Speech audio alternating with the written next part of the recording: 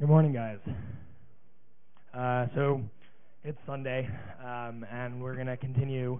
I hope you guys enjoyed the keynote this morning. How many of you were there? Yeah. All right. So we're going to continue, and I'm really this one's the easiest introduction I get to do because I work with Patrick and I work at Facebook, and so I already can. I didn't have to read or ask him how to pronounce his name or anything. Shuff, yes. It's a SCaLE archive. Mm-hmm. So anyway, Patrick's going to be talking about how we do load balancing at Facebook, and one of the things we recently open sourced. It's a really cool talk, and I hope you guys enjoy. So without further ado. Cool. Thanks, Phil. So yes, this talk is building a billion-user load balancer. My name is Patrick Shuff, and I work on the traffic team at Facebook. A little bit about me. I've got a BS in CSE from Ohio State. I joined Facebook in late 2012, and I worked on the site reliability team for a little while, and then I had an opportunity last year to move to one of the teams that was most interesting to me, traffic. And some of my favorite things in order, and Jimmy already knows this, Linux, Python, Emacs, and Git. So when people ask me what it means to be on the traffic team, or what does the traffic team actually do, this is the picture that comes to mind. This is a picture of all the users on Facebook everywhere in the world and all the connections that they have to other people. The role of the traffic team is to make sure that all of these people, when they whip out their phone and go to the Facebook app or they go to Facebook on their website, is to make sure that all the packets, all the requests that they make get to our servers as quickly and efficiently as possible. So that's kind of the TLDR of what the traffic team does. So just to go over the agenda for today, we're going to start off by talking about how we serve dynamic Facebook requests dynamic Facebook requests. We're going to dig a little bit into load balancing, layer 4 and layer 7 load balancing. We're going to talk about how we've deployed our edge points of presence around the world to reduce latency. Then we'll lastly talk about our global load balancing, our DNS server called Cartographer. And then actually lastly we'll talk about some of the different open source components that actually make up our global load balancing system. So just to kind of talk a little bit about what is Facebook. All the requests that come into Facebook are mainly broken out into two different categories. So one is dynamic requests. So those are requests that are actually going to hit a HHVM, which is our hip-hop virtual machine, which runs all of our PHP and hack code. These are requests that are going to generate your news feed when you like something, when you create a status update. All those are actually going to hit a web server, do a whole bunch of things, maybe branch off into tens, if not many tens of services on the back end, and then it's going to send a request back to you. The other half of this, of the Facebook requests, are static resources. These are resources or requests that aren't going to change each time you hit them. So very common ones are images, videos, and then of course JavaScript and CSS. So here's a weekly cycle of what Facebook's egress looks like. And when I say egress, I mean all the bits per second that are leaving Facebook. And we have this diurnal cycle, which means it's a fancy way of saying a cycle that repeats itself after 24 hours. This is a full week of the Facebook traffic patterns. So this is egress. These are bits leaving our border routers, leaving the Facebook network and going onto the internet.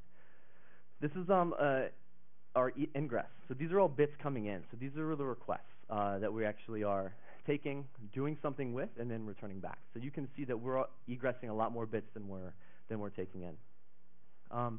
Here's the typical egress pattern for a single day. So we kind of have this double. It kind of ramps up. This is about 11 a.m. here. Then we peak about 3 p.m.-ish. And then we kind of have this, yes, good question. This is Pacific time zone, yeah. So Pacific time zone here. And then we kind of have this about 6 or 7 p.m. We kind of have this other hump here.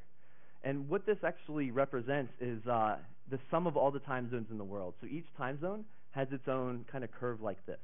So this graph here is the sum of all time zones in the world. So this red one's Canada, this one's the UK, so Europe, Indonesia. So every region has its own kind of unique pattern. Cool. So some cool traffic stats.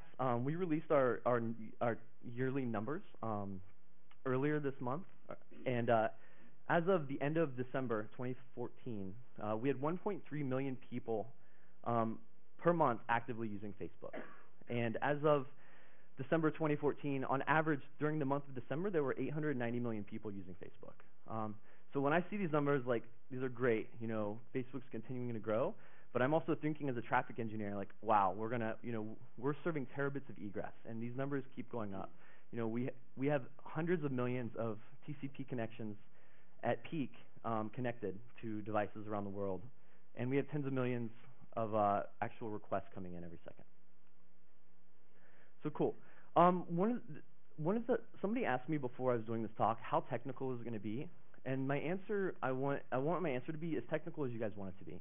We're going to talk about TCP and IP. I think it's reasonably technical, but I want you guys, if you have any questions, if we're not going deep enough, let me know, and I'll try to go as deep as we can. So if I'm just covering something too high level, let me know. So OSI model, you have 7 layers of the OSI model. The important things the 3 layers that we're gonna look at today are layer 7, the application level. We serve HTTP and SPDY from Facebook. We're only gonna focus on HTTP today. We're also gonna talk a bit about layer 4, transport layer. All of the requests that come into Facebook outside of DNS requests are gonna be TCP. So we'll talk about how we do that, TCP load balancing. And then we'll talk a bit about layer 3, so internet protocol IP routing. Here's an example of the IP header. So there's a lot of different bits up here that aren't going to be that important for this talk. The important things to know about the IP layer 3 header is the source address and destination address. Here's the TCP header. A lot of different information down here, which is normally important as a traffic engineer, but for the purpose of this talk, we're only going to care about the source port and destination port in TCP. And here's an example of an HTTP request. So it's a very simple get to facebook.com. So when you're actually sending a request to Facebook, you know, these are all different layers as we actually send the request. So you have your HTTP request, which is encapsulated inside of a TCP segment, which is encapsulated inside of an IP packet. So just kind of keep that in mind as we talk about these different load balancing techniques. So putting it all together, this is kind of hard to see and understand what's going on. So I'm kind of going to generalize it and just show this throughout the rest of the talk to talk about the different layers that a request traverses. So how do we serve dynamic Facebook requests? So the first part of this talk is how we is only going to be how these things how requests are served inside the data center. We'll talk about how we serve it outside of the data center a little bit later. Today we have 5 different data centers, 4 in North America and the United States, and 1's in Luleå, Sweden. So typical Facebook request, you pull out your phone, you pull up the Facebook app. The first thing it's going to do is, what is facebook.com? And then you're going to hit one of our DNS servers, and then we're going to return you an A record, and we're just going to assume IPv4 for now. And then it's going to go out to that IP address and hit one of our servers. So this is an example if we didn't have any load balancing and every Facebook request was going to hit one web server. So the problem here is compared to all the requests, our web server can only do a very low amount of RPS. So this is a big problem. There's also other problems in that you would have to terminate TCP on this server and also do SSL negotiation, which there's actually non-trivial, there's non-zero overhead for actually doing that. So how do we get more RPS? We add a load balancer. So ProxyGen's our layer 7 load balancer, and when your request comes into Facebook, it's going to hit this layer 7 load balancer. It's going to terminate TCP and SSL, and then that reverse proxy, or ProxyGen is a reverse proxy, it's going to reverse proxy that back to the web server, or one of the web servers, to be whatever dynamic content you want generated, and then ProxyGen's going to send that back to the user. So this is great. But we need to be able to scale out to a bunch of ProxyGens so that we can scale out to a bunch of web servers behind that ProxyGen. So we add another load balancer. So our layer 4 load balancer is Shiv. It's based on the open source IPVS module, which means IP virtual server. And when your packet comes into Facebook, it's going to hit this layer 4 load balancer, and it's going to get consistently hashed to one of these ProxyGen boxes. So it's going to take the source destination source IP, destination IP, source IP, destination source port, destination IP, destination port. It's going to consistently hash that, and that's going to route that to ProxyGen. So it's really like a TCP router. So this is great. How do we get more RPS? We can't serve all the Facebook just with this. We had another load balancer. So, the last load balancer, at least within the cluster, is actually our top of rack switch. We do layer 3 from our top of racks throughout the rest of our network. So the only layer 2 is within the network. And the way this works, and we'll talk about it in a little more detail, is we'll talk about it in a little more detail in a little bit. But the router on the top of the rack just ECMPs, which means equal cost multipathing. It equal cost multipaths the packets to the Shiv server, and it is a flow-based equal cost multipathing, so it should go to the same Shiv server every time. Cool. So this is great. This is what a typical front-end cluster looks like. We'll have some tens of Shivs, 10 IPVS servers, all with ECMP. And then we'll have many hundreds of ProxyGens behind that terminating TCP and SSL. And then we'll have many, many thousands of actual HHVM web servers that are actually doing the meat of the request processing. So cool. So we have a lot. We can do a lot of RPS with this cluster, but we need redundancy, and we need to process even more requests. So what do? Is we add another one of those. Turtles all the way there. So this is awesome. So we have, this is our unit of, so we have our front end cluster there. That's a unit. Now we have a data center, which is a bunch of clusters. So we have a bunch of clusters. We have a data center. How do we get more RPS out of this? We had another data center. So this is kind of the last piece of how we actually scale out physically the footprint of all the web servers around in the 5 data centers that I had showed before. So one of the important things to note here is in all the diagrams, you've kind of seen this top-down approach.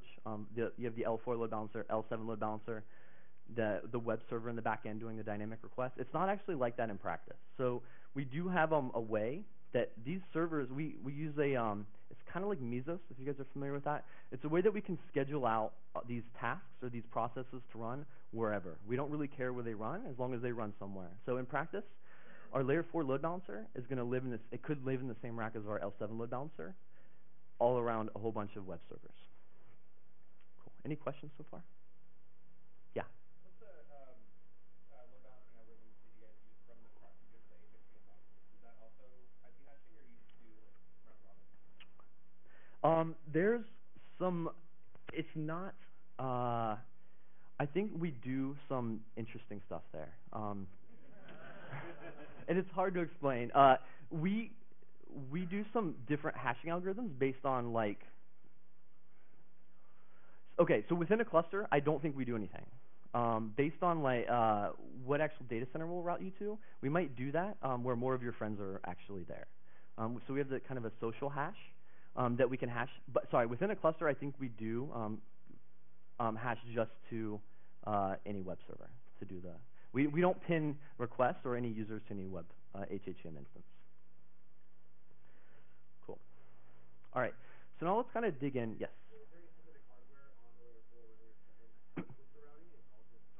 Yeah. So it's commodity hardware. So these are x86 boxes. That's a good question. The reason why we kind of have this why we kind of have this approach is this is all commodity hardware and it can fail at any time. So this Shiv box could go away, and we're going to talk about failure scenarios in a little bit, but it's just going to get scheduled somewhere else. So this is all commodity, in many cases, open compute hardware that fails. So. You guys write your own scheduler? So you're not running Mesos? No, yeah, we do have our own scheduler. And I think there is a talk on SlideShare. It's called Tupperware, and one of the folks from the Tupperware team had given a talk about it. So it's pretty interesting. But it's very similar like Mesos. We've had it for a couple years now, though. Yeah. Are these bare metal containers or virtualization? No, we don't do any virtualization in production. Everything's bare metal. Yep. So we do roots, LXC, yeah, all bare metal. Yeah.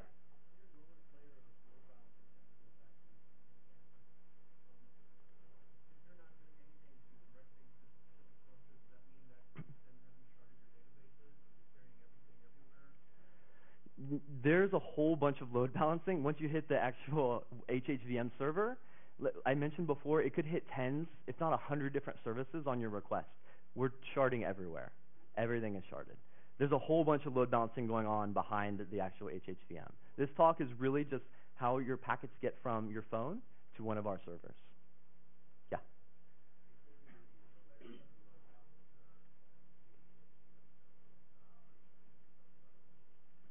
Nope, HTTPS. Yep.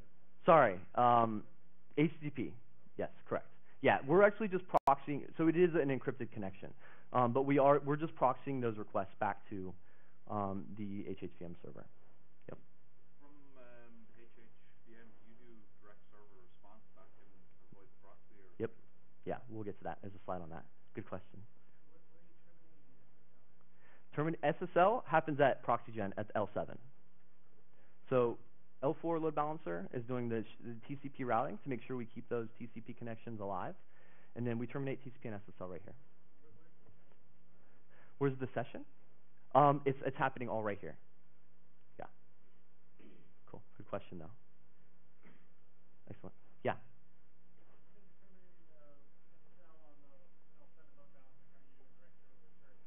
We'll get to it. Yep, we'll talk about it. Cool. So let's dig into the L4 and L7 load balancing a little bit. So to break it down, you've already seen this ECMP to our L4 load balancer. That gets consistently hashed to one of our ProxyGen servers, terminates TCP and SSL, and then that gets proxied back to an HHVM. So we saw our OSI model before. So the L7 load balancer is ProxyGen, L4 load balancer is Shiv, and then we have UCP in there as well. So I mentioned before, these L4 load balancers, they get ECMP'd from the top of rack. And the way that works is we use exabgp, which is a really easy Python BGP daemon, to peer with our top of rack server. So this basically says, I have this IP address. This guy says, I have this IP address. It's all the same IP address. So that's how our ECMP, that's how it gets, we tell the switch, where we actually have this IP address, so it gets routed to us. And then from there, once the packet comes in, it gets inspected by IPVS, and then again, it's consistently hashed based on source and destination port and IP, and then it gets proxied down to an L7 load balancer. So one of the important things here is we actually do keep state in the L4 load balancer in IPVS. So, and we'll talk about a failure scenario in a little bit and why that's really important. So here's an example request. Client comes in, L4 load balancer. It gets consistently hashed to this L7 load balancer.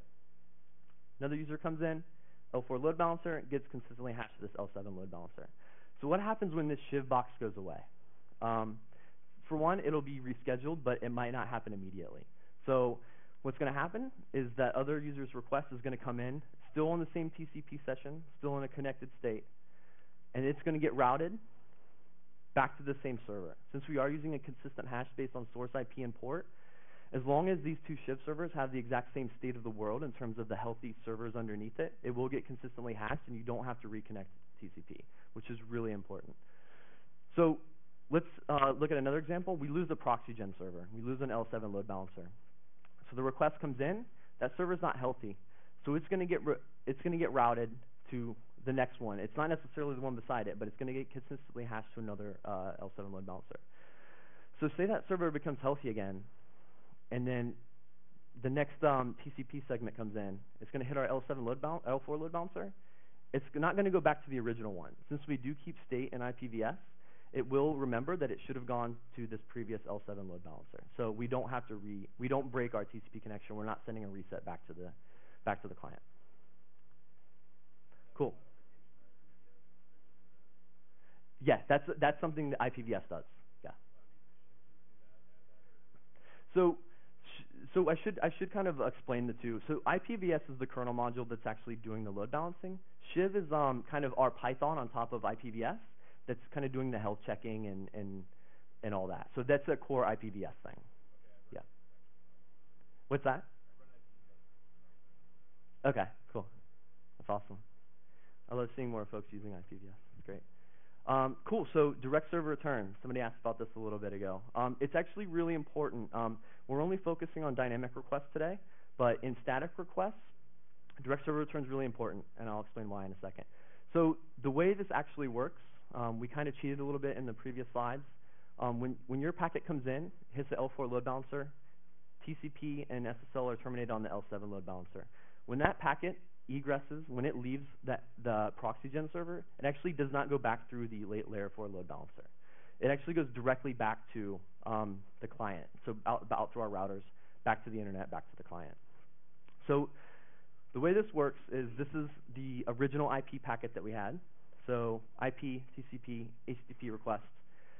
This is what happens when it actually gets to the IPVS server. So IPVS gets the packet, and then it does a consistent hashing, and it determines what proxygen server it should actually go to.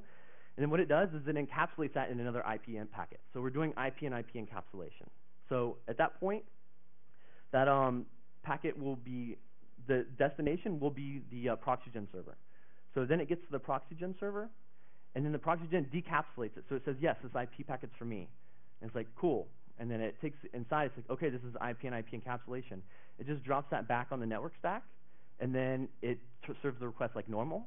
And at that point, it just egresses, because it's the original IP packet at that point, it just egresses back to the user that way. Cool. How does that look on the server? Is it a custom bridge or something? So we have a tunnel interface on the server. So yeah, that's a good point. I was thinking about putting that in here, but I didn't. Good question, though. So we actually have a tunnel interface on there where that IP is actually living. So these guys don't respond to the IP they're serving requests for on the link, but they do in that tunnel interface. Good question. Cool. Yeah.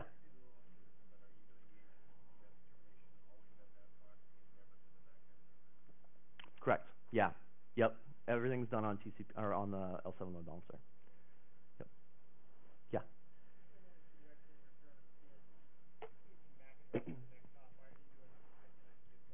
We used to do L2 DSR.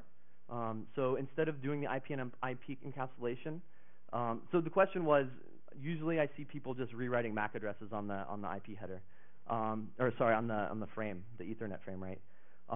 We used to do that, but we can't do that because we're layer 3 on the top of rack. So as we've moved completely to layer 3 clusters, we don't have the layer 2 clusters anymore. We just do the IP and IP encapsulation instead of rewriting the destination MAC address.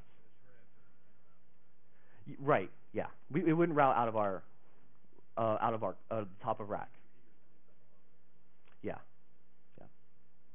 Cool. Good question though.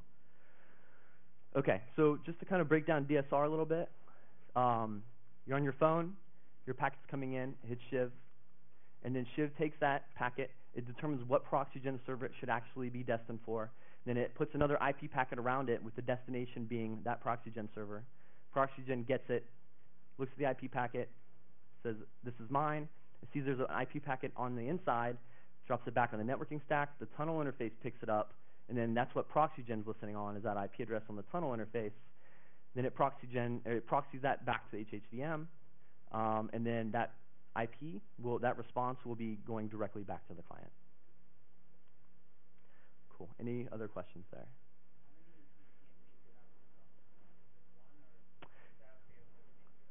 No, multiple. Well, it depends. So those Shiv boxes float around. So I know that we've run into an issue where we couldn't have. There's a very small number of ECMP that was reliable on the plethora of hardware that we're using.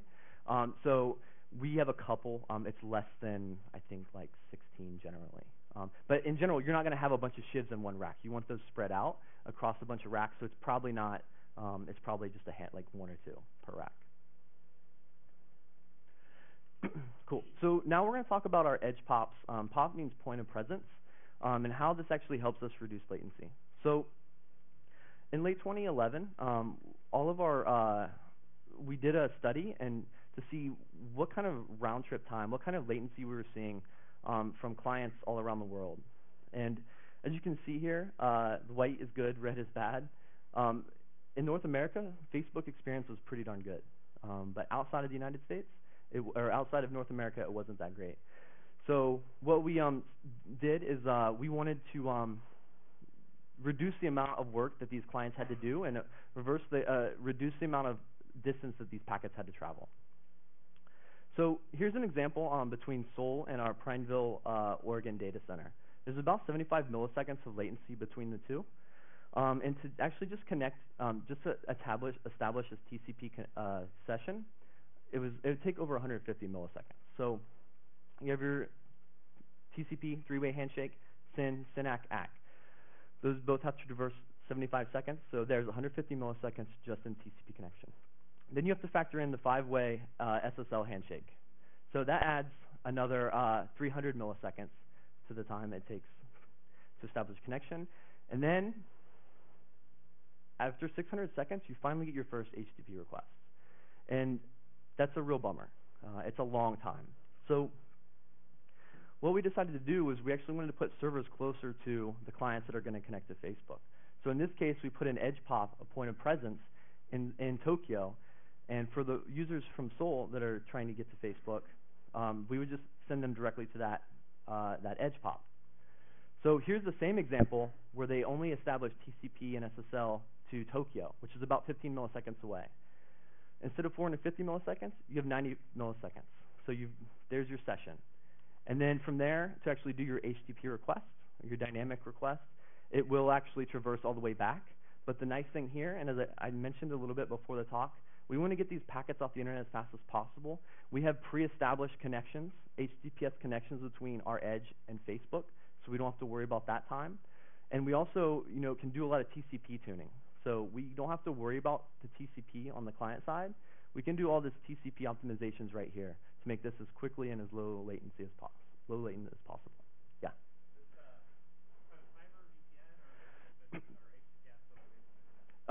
It's mostly, we have our own backbone infrastructure. Yeah. Yeah, it's dedicated. It's dedicated transit. Yeah. Cool. So instead of 600 milliseconds to receive an HTTP response by deploying edge locations around the world closer to the clients using Facebook, we've reduced it over half. So instead of 600 milliseconds, it takes only 240. So this was obviously a big win. Here's a map of all the different edge pop locations around the world. We're deploying more and more as fast as we can. So there's definitely a lot of places that we still haven't been, but we're moving as quickly as possible on these. So how do the load balancers and the POP actually work? Here's an example in Germany. So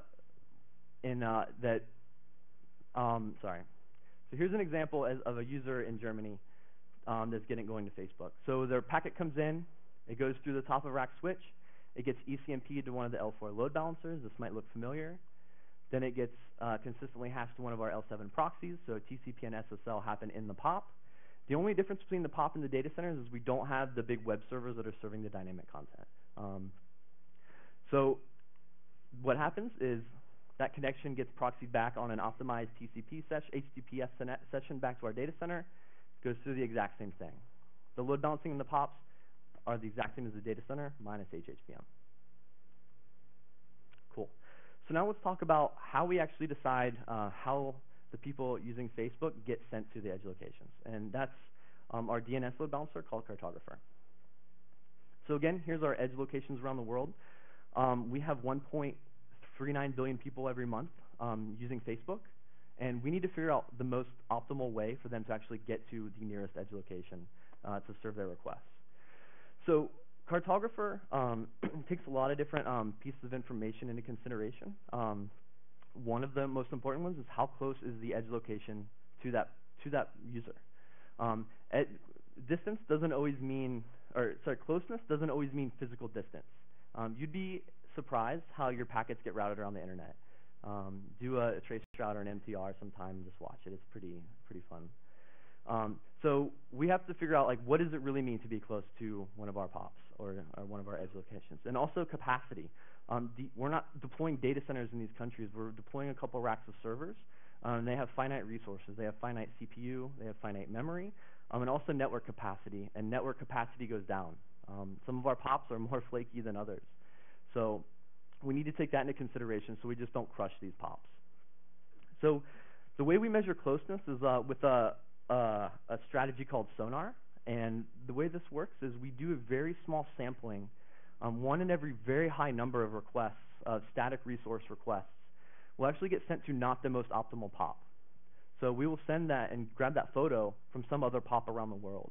And we have a ton of traffic. So even though we're doing a very, very tiny percentage of this, it actually generates enough data that it gives us a really good idea of how the world is mapped. So we have a pretty good, it gives us a lot of data to figure out what ISPs or what net blocks should go to the most optimal pop. The way Cartographer works is it kind of takes in a bunch of different information. I already mentioned capacity, resolvers and latency based on the ISP or the DNS resolver that actually requested the DNS from us. We measure that. Also just routing. Maybe we have some down paths. Maybe we have a backbone fiber cut for whatever reason and we don't have enough capacity there. And of course just the health of the pop. Maybe we deployed a new version on one pop and it's just not serving requests. It's throwing back 500s. So all these things are taken into consideration. They're all processed in Cartographer. And that's what generates this kind of static map of the internet and how we should serve requests. And then from there, we upload that into our DNS server. This happens every couple minutes. This is something that happens very frequently. And we just use TinyDNS as our DNS resolver. And then from there, all the requests that comes in, we do a lookup based on the IP net block that they're in, and then we serve the optimal pop location that way. So here's an example of Cartographer. So we have all those pieces that I just mentioned.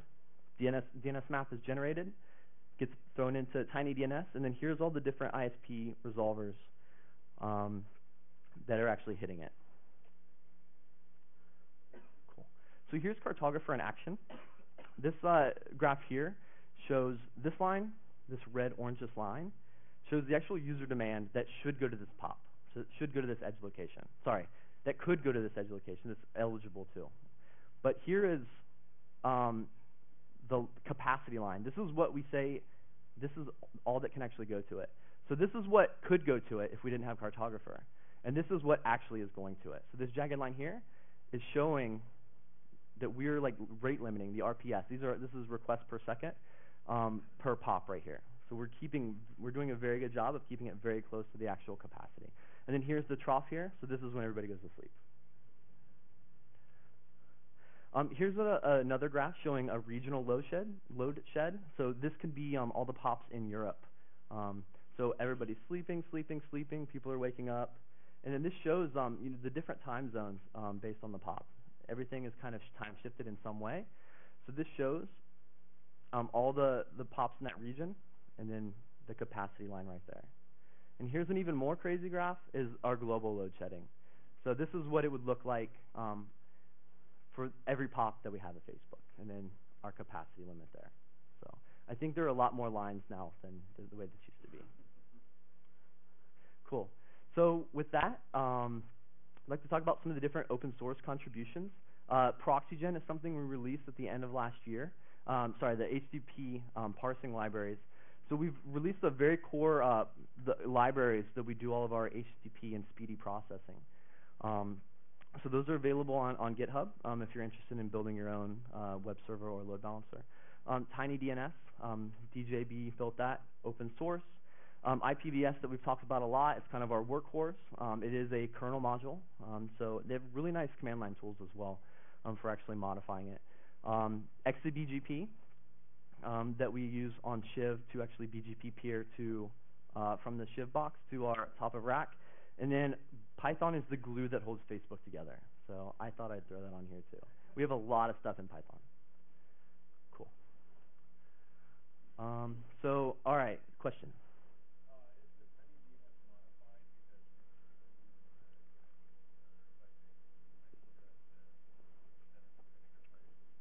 That's a good question. I'm not sure.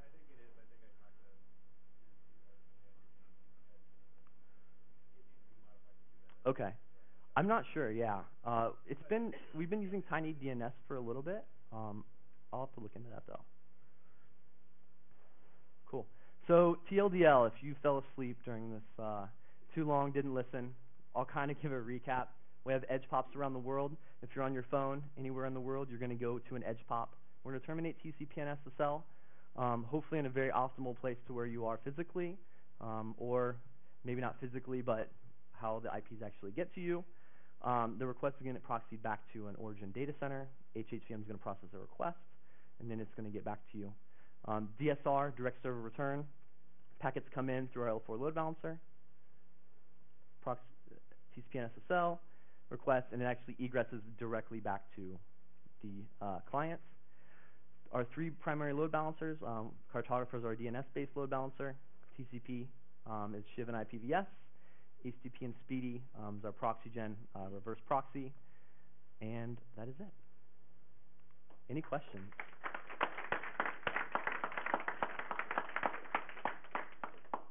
Yeah.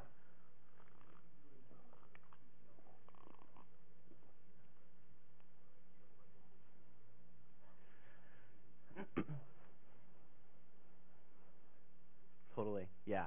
So, yes, so I think if you dig facebook.com, somebody do that. I think it's 5 minutes is our TTL. It's totally a problem. If we lose a POP, it's going to take 5 minutes for that TTL, for that record to propagate out to the internet. So there's always going to be at least some time there. There's not much we can do that because we are based on, the internet runs on DNS. So yeah, there's always going to be a little bit of period there where there might be requests that aren't getting fulfilled. The other thing that is actually a problem is people don't respect TTLs. So people will hard code IP addresses, and when you drain that edge POP or you drain that data center, they're screwed. And it's, they're hitting API.facebook.com and it's breaking. So don't hard code IP addresses. Another interesting thing is if you use open resolvers, if you use like an open Google DNS resolver, you're kind of, in a way, you're not getting the most optimal return, because we see the Google DNS resolver, because that factors into where we actually send you. So you might not always get sent to the optimal POP location as well. Yeah, good question. I was wondering if anybody was going to ask me about that. We don't do any cast TCP anywhere at Facebook. We do anycast UDP for DNS. That's the only place we do it. Yeah. We just don't want the load balancing. So the question was, do we do anycast at Facebook? The reason why we don't is we don't want the load balancing decisions being based on a bunch of routers that get BGP routes. We could crush like POPs very easily if somebody makes a bad decision on how to route our traffic. We want to have full control of how we actually get routed, and we do that with Layer 7. Another interesting thing is you mentioned DNS, how we actually load balance. For a lot of our static resources, since we're generating the URLs inside the PHP code, those actually will fail over a lot quicker. We don't use DNS for those. We actually send a URL for a very specific POP. We didn't talk about CDN in this talk, any static resources, but those we'll send if that drain is popped, or if that POP is drained, we'll very quickly fail that over and send them to some other location, or we'll send them to a generic URL that will just get resolved somewhere, based on the other DNS optimal like POP thing. Yeah. Cool. Does that answer your question? I didn't answer why. There's kind of internal. Well, I did answer kind of BGP. Nobody's just taking the time to do it, I think. I think there might be some use cases where anycast TCP might be good. But one of the biggest downsides is maybe you have an ISP that decides this packet should go this way, this packet should go this way, and we don't have any control over that.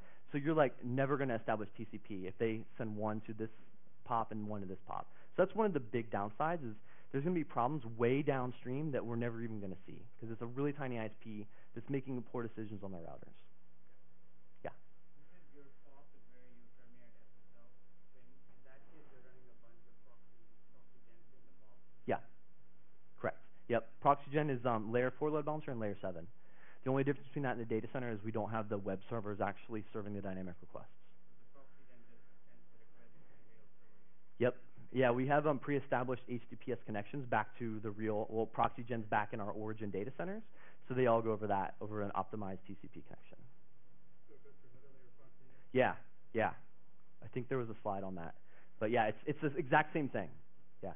A lot of proxying. We love the proxy and load balance. Yeah. Any reason not to set the DNS TTL to like 50 instead of 300? Yeah, I think we'd piss a lot of people off if we did that. That's not a... Like, we do a ton of DNS requests, and I know there's even been cases where ISPs are like, we don't want to do 5 minutes. Like, like their resolvers are getting crushed. So that's not like an authoritative answer, but yeah, yeah, yeah, yeah.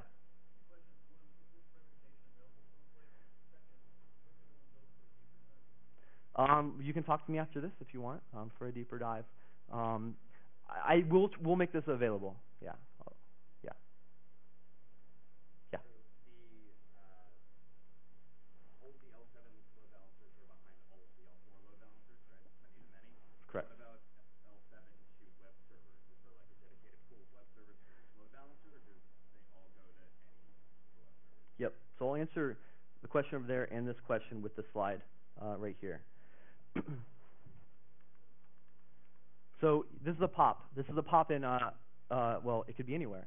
France. Let's say France, because it's kind of by Germany. So the request comes in to the POP, layer 4, TCP and SSL right here.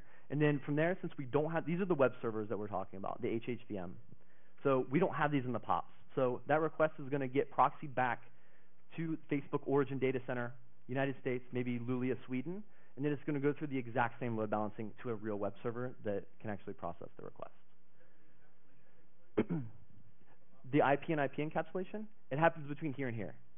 So IP and IP encapsulation, I think I have a slide on that somewhere. Yeah, it happens only between the L4 load balancer and the L7. Once L7 gets it, it takes the request and then sends it where it needs to go. It happens twice for that connection, right? Correct. But the second L7 then sends back to the first L7? Yes, yeah, it will flow back through that first L7, correct. Yeah. Yeah. Oh, sorry, what was your question? Say it again, please. So no matter which layer 4 load balancer it gets routed to, it will get routed to the same layer 7, correct? Correct. Between the L7 and the web servers, can it route from, like, does each L7 have a dedicated No. web servers that it forwards to, or they all go to any? Yeah, so that's all within the cluster. So I mentioned we have the concept of a cluster. So let me just flip back to that slide real quick. So the request is going to come in. This is a cluster. So these L4 load balancers here, it's going to come in. It's going to depend to, well, sorry, that flow, that TCP session is going to stay on the same load balancer. And then there's like hundreds of or thousands of those HHVM web servers behind those. And they don't get routed to the same one. It will just send to one of them between the L7 and the actual web servers. But any L7 can connect to any web Yes, server? correct. Yeah. Yep. Yeah. So the final data center doesn't really matter. Correct. In that case, am I to assume that all the data centers have all the data completely mirrored? Correct. Yes, yeah. You can hit it. Well, it's not necessarily true that each of them have everything mirrored, but yeah, you can go to any data center, and that HHVM instance will be able to process your request. So it'll go out and hit all the different services behind that needs. No, we have one in Luleå, Sweden.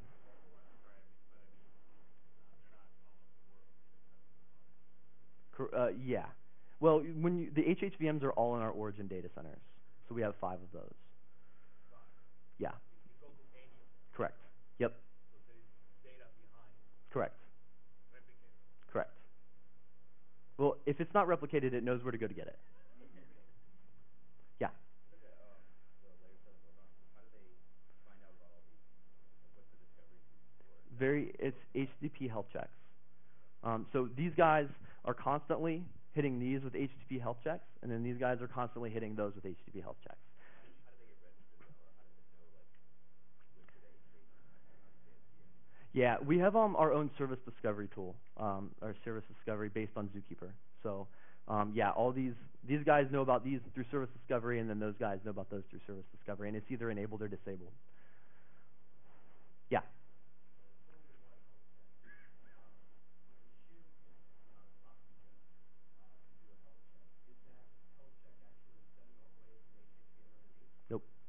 Nope. It's checking locally.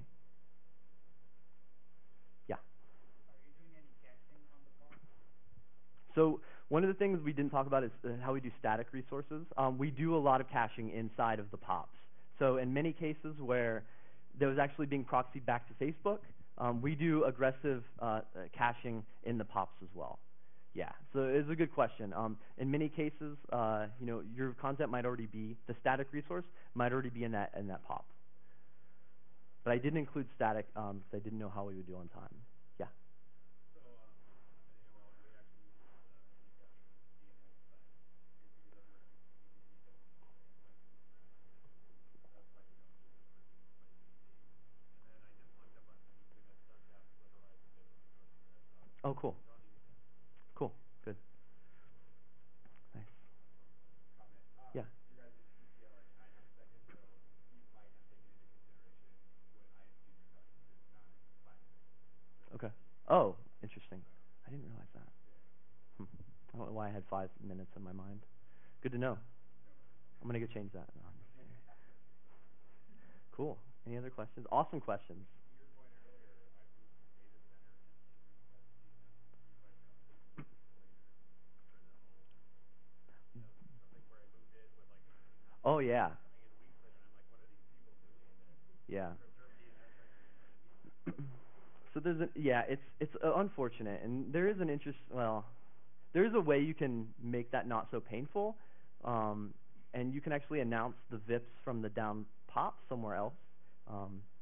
So that's a strategy that can happen. If that makes sense. Like so they're unreachable via IP.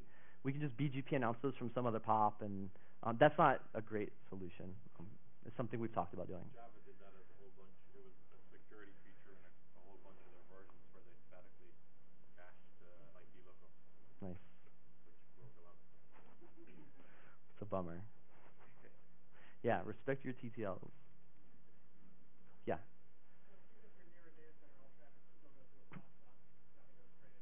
Yep. Yep. There's a lot of reasons for that. In general, we do a lot of peering with other networks. So it might not go through the public internet. We might peer directly with some other like big ISP. So we don't do any of that in the data centers. So in general, we don't have that. We have that connected through our backbone to a lot of our different POPs, but we don't actually connect it to the public internet per se, at least not to serve production traffic. So yes, even if you're right next to Prineville, Oregon, you're gonna probably get sent to Seattle or something, yeah.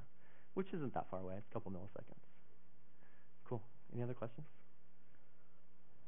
Yeah.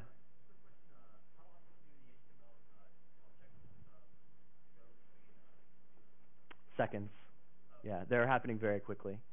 Yeah. Cool. All right. Yeah.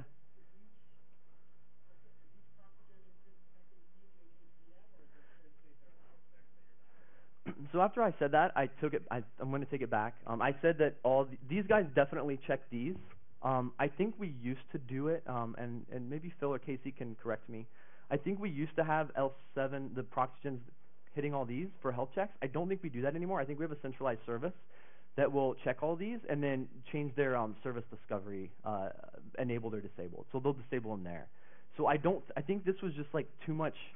There's a lot of not a lot of overhead, but there's just a lot of traffic going across the wire for each one of these to connect to all 7,000 of these. So, or 7,000, like many tens of thousands probably.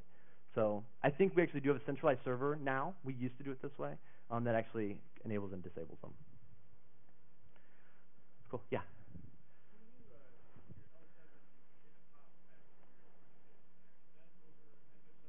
HTTPS. Yep. Yep. Yeah. We have pre-established connections to make sure that we don't have to wait for that TCP and SSL handshake to happen. We've already done it. So, yeah, you just get proxy through the existing connections. Cool. All right. Thanks, everybody.